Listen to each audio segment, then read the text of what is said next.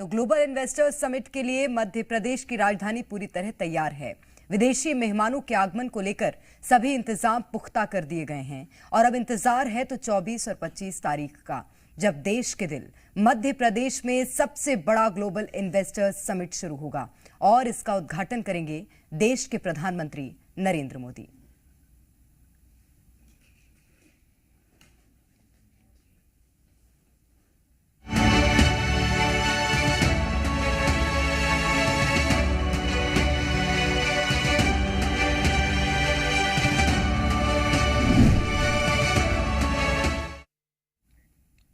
मोहन सरकार इतिहास बनाने के लिए तैयार है।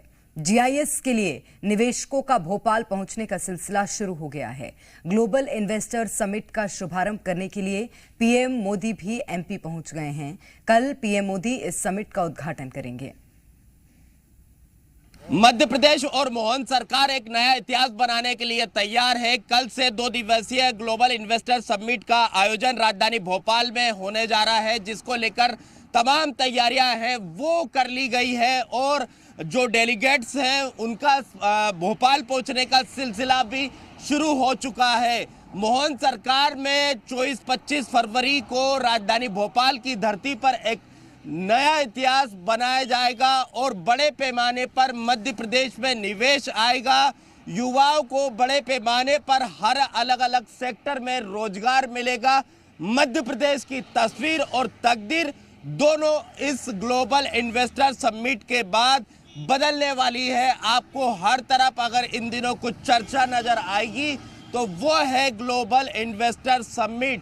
हर जगह यही चर्चा है, क्योंकि मध्य प्रदेश के लिए 24-25 फरवरी का दिन एक ऐतिहासिक होने वाला है, क्योंकि मोहन सरकार के लगातार ये प्रयास है कि मध्य प्रदेश में ज़्यादा से ज़्यादा निवेश आए और युवाओं को ज़्यादा से ज़्यादा रोजगार मिले। और यही कारण है कि 24-25 फरवरी का दिन मध्य प्रदेश के लिए ऐतिहासिक होने वाला है, क्योंकि ग्लोबल इन्वेस्टर समिट के बाद मध्य प्रदेश की तस्वीर और तकदीर बदलने वाली है।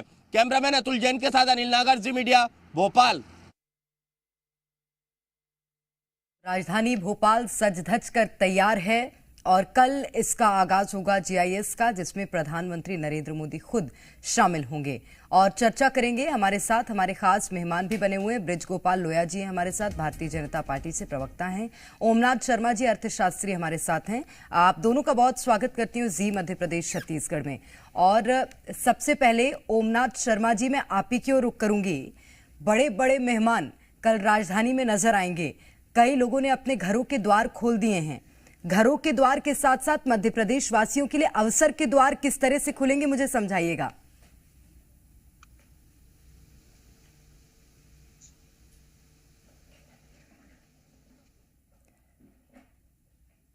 यहाँ पे संभावनाएं अधिक होती हैं। तो जब देश में इन्वेस्टर समिट होता है तो हम विदेशी कंपनियों को आकर्षित करते हैं कि वो हमारे देश में आकर के पैसा लगाएं, क्योंकि यहाँ पे संभावनाएं अपार हैं। वैसे अगर आप मध्य प्रदेश के लिए देखेंगे तो मध्य प्रदेश में अपार संभावनाएं हैं और जितने भी बाहर से मेहमान आ रहे हैं, साथ में हमारे देश के जो उद्योगपति आ रहे हैं, वो बहुत बेहतर समझते हैं कि मध्य प्रदेश में वो एक न्यूबॉर्न बेबी है और उसमें बहुत कुछ अभी करने के लिए बाकी है। तो गुंजाइशों की अपार संभावना है, चाहे टूरिज्म सेक्टर हो, चाहे ऑटोमोबाइल सेक्टर हो, चाहे इंफॉर्मेशन टेक्नोलॉजी का सेक्टर हो। इतनी अपार संभावना वाले मध्य प्रदेश में, जहाँ पे खुद के नेचुरल रिसोर्सेज, मिनरल्स और जंगल, सारी इंफ्रास्ट्रक्चर सुविधाएं उपलब्ध हैं, तो ऑब्वियसली जो तैयारियां जिस रूप से मेहमानों के लिए की जा रही हैं, दिल खोल करके भोपाल और भोपाल की जनता, मध्य प्रदेश की जनता इसमें बढ़ चढ़ के हिस्सा ले रही है, तो इसमें मध्य प्रदेश की संभावनाएं दिखाई देती हैं। और जिस प्रकार भारत में बहुत संभावनाएं हैं, उससे कई गुना ज्यादा मध्य प्रदेश में बहुत सारी संभावनाएं हैं। इसलिए उद्योगपति और प्रदेशवासी उत्साहित है। निश्चित रूप से और उत्साहित होना लाजमी है। ब्रिज गोपाल लोया जी, मेरी जन्मस्थली है भोपाल और उसको दुल्हन की तरह सजा देखकर दिल खुश हो रहा है, क्योंकि अभी बजट भी आना है मध्य प्रदेश का और बजट सेशन मुझे लगता है थोड़ा सा डिले भी किया गया है, वो इसीलिए क्योंकि जीआईएस का आयोजन करना है। इस जीआईएस के आयोजन से उस पर भी कोई इम्पैक्ट पड़ेगा क्या? थोड़ा सा तो आप वॉल्यूम बढ़वा दीजिए, आवाज कम आ रहा है आपके पीसीआर से। दूसरी जी। ये जो ग्लोबल इन्वेस्टर समिट भोपाल में होने जा रहा है, ये कोई अचानक किया हुआ आयोजन नहीं है। एक वर्ष से माननीय मुख्यमंत्री जी डॉक्टर मोहन यादव जी एक एक ईंट जोड़ रहे हैं, तब ये इमारत आज दिखाई दे रही है कि किस तरह हम मध्य प्रदेश को एक बहुत अच्छा औद्योगिक प्रदेश बना सकते हैं।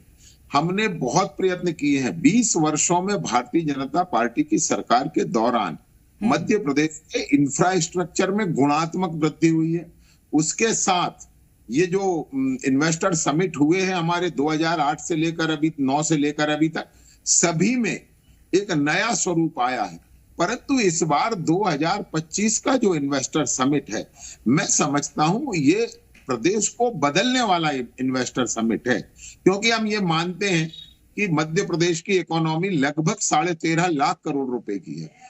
टोटल जीडीपी के बराबर भी कल निवेश प्रस्ताव आ सकते हैं, ये उम्मीद जताई जा रही है। और ये सरकार के दावे नहीं है, ये मीडिया की रिपोर्ट्स हैं, जो अर्थशास्त्री हैं उनके अनुमान है कि लगभग सरकार ने कल्पना की है कि 6.5 लाख करोड़ के निवेश प्रस्ताव सकते हैं।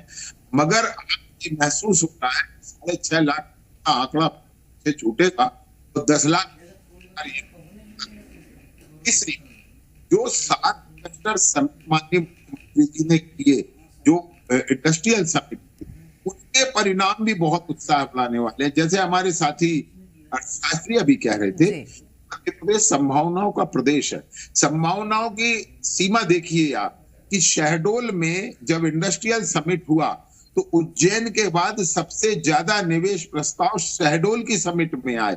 32,500 करोड़ से अधिक के निवेश प्रस्ताव वहां प्राप्त हुए। तो ये मध्य प्रदेश की संभावना है। हम पर प्रचुर मात्रा में मिनरल्स हैं, हमारे पास सबसे बड़ा वनक्षेत्र है, हमारे पास सबसे अच्छी कनेक्टिविटी है। हम जो ट्रांसपोर्टेशन हब हो सकता है उसके रूप में विकास कर सकते हैं। मध्य प्रदेश पर्यटन में कभी किसी ने कल्पना नहीं की थी कि पर्यटन में भी इतना तेजी से विकास कर सकता है, परंतु एक महाकाल लोक बनने के बाद मध्य प्रदेश का पर्यटन का नक्शा आमूल बदला है। उज्जैन और उज्जैन से लगे क्षेत्रों की अर्थव्यवस्था गुणात्मक रूप से बदली है। तो ये लगता है कि आने वाला जो समय है वो मध्य प्रदेश का समय है। और ये जो इन्वेस्टर समिट है, जिसके लिए माननीय मुख्यमंत्री जी ने 7 तो रीजनल इंडस्ट्रियल कॉन्क्लेव किए, कोयम्बटूर में, अहमदाबाद में, मुंबई में, दिल्ली में, लंदन में, जर्मनी में, फ्रांस में और जापान में, वहां जाकर जो मध्य प्रदेश की ब्रांडिंग की है, 1-to-1 टास्क किए हैं इन्वेस्टर्स से, तो उससे ऐसा लगता है, ये उम्मीद हम कल करते हैं कि कल जो दिन मध्य प्रदेश का होगा वो सिर्फ मध्य प्रदेश का दिन होगा और मध्य प्रदेश औद्योगिक और आर्थिक विकास की एक नई इबारत लिखने जा रहा है। बिल्कुल, और संभावनाओं का प्रदेश यूं ही नहीं कहा जाता मध्य प्रदेश को।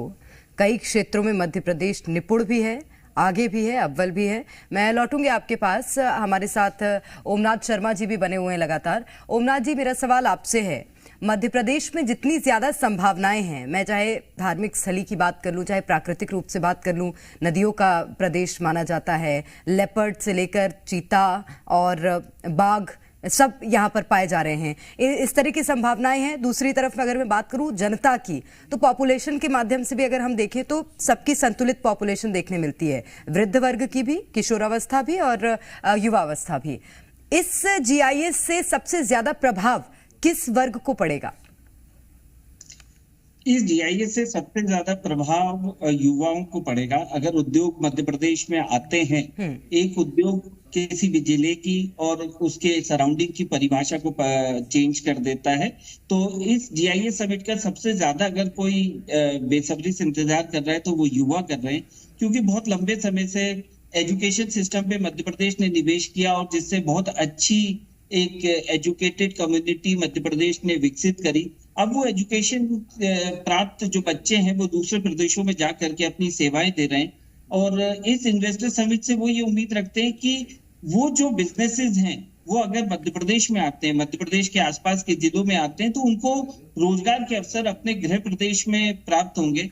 निश्चित ही उसका लाभ वापस से मध्य प्रदेश को मिलेगा, उनके माँ बाप को मिलेगा। तो जो आपका जो प्रश्न था, युवाओं को भी लाभ मिलेगा, साथ में उनकी जो जनरेशन है, जो बुजुर्ग जनरेशन है, उन्हें भी लाभ मिलेगा कि उनके बच्चे उनके साथ में रहेंगे।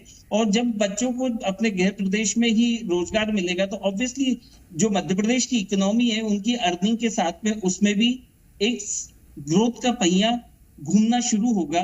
तो एक समिट मध्य प्रदेश की पूरी परिभाषा को चेंज कर सकती है। मोहन यादव जी की इस बात में तारीफ की जानी चाहिए कि उन्होंने खुद स्वयं इस चीज का बीड़ा उठा करके रीजनल समिट्स करी और विदेश में भी वो स्वयं ही गए।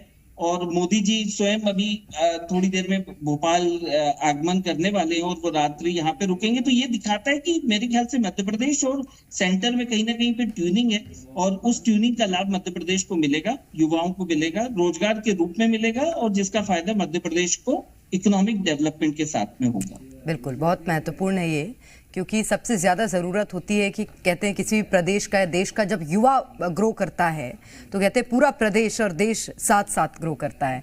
मैं बृजगोपाल लोया जी आपसे सवाल लेना चाहूँगी, क्योंकि जिस तरह से ओमनाथ शर्मा जी भी बता रहे हैं, युवाओं को इसका सबसे ज़्यादा प्रभाव पड़ेगा। हमने एक और चीज़ देखी है, मध्य प्रदेश के कई बार ऐसे युवा हैं जो कि अगर उच्च शिक्षा लेनी होती है कॉलेज की, तो वो या तो बाहर जाते हैं या तो अच्छी नौकरी लेने के लिए बाहर जाते हैं।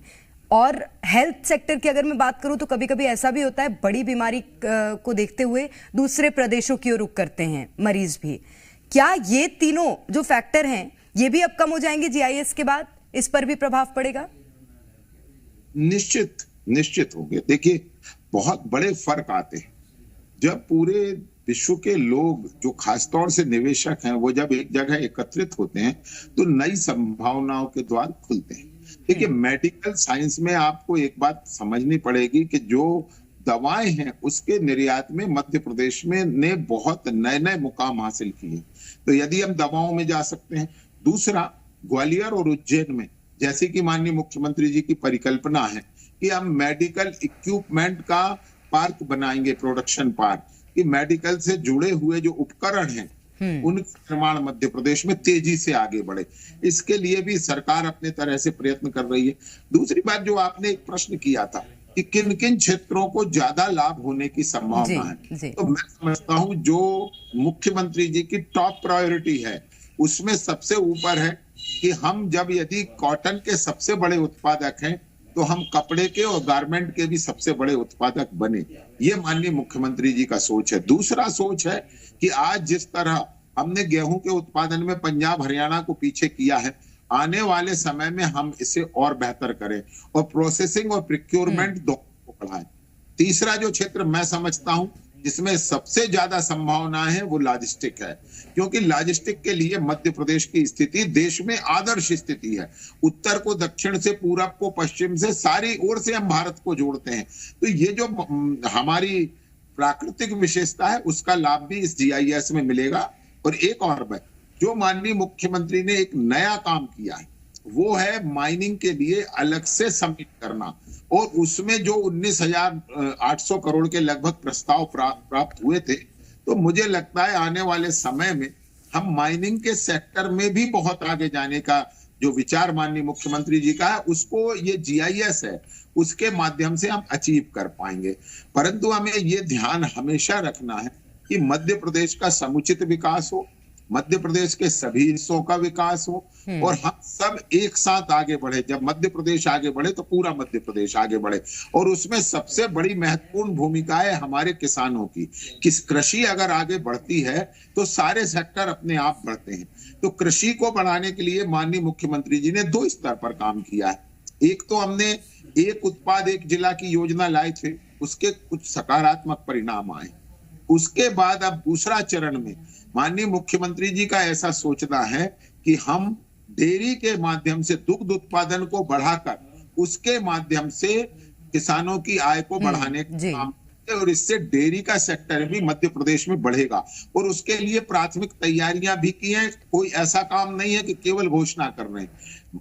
मध्य प्रदेश के जो दुग्ध विकास संघ थे उनको राष्ट्रीय दुग्ध विकास संघ से जोड़ा गया है और उनके जोड़ने की प्रक्रिया को इस जीआईएस के पहले ही पूरा कर लिया गया है। तो ये जो काम है, जो अलग से हमने निर्यात की नीति मध्य प्रदेश ने बनाई है, वो काम किया है। स्किल डेवलपमेंट को किस तरह बढ़ाएंगे तो कि स्किल लेबर इन लोगों को उपलब्ध हो सके, ताकि बाहर के राज्यों की लेबर कम से कम आए और मध्य प्रदेश के युवाओं को अवसर मिल सके। उसके लिए सरकार ने नई स्किल डेवलपमेंट प्लानिंग की है। तो ऐसे हर क्षेत्र में मध्य प्रदेश की सरकार ने प्लान तैयार किया है। आज मुझे एक और सुखद समाचार मिला कि मध्य प्रदेश में अब ये प्रयोग भी होगा कि जहां पवन ऊर्जा बनती है और सौर ऊर्जा बनती है, हम दोनों को एक साथ बना सकें, एक ही स्थानों पर बना सकें, जिससे और उसके परिवहन और वितरण में और सके। तो मुझे लगता है कि नए सिरे से संभावनाओं के साथ साथ मैं आपको शुभकामनाएं दूंगी बृजगोपाल लोया जी और ओमनाथ शर्मा जी। मध्य प्रदेश का हिस्सा होने के नाते जीआईएस का प्रभाव आप लोगों पर भी पड़ेगा और सुखद प्रभाव पड़ेगा। बहुत शुक्रिया तमाम बातचीत के लिए सर। तो कल ग्लोबल इन्वेस्टर्स समिट का आगाज होने जा रहा है। प्रधानमंत्री नरेंद्र मोदी सुबह 10 बजे इसका शुभारंभ करेंगे और खुद शामिल होंगे।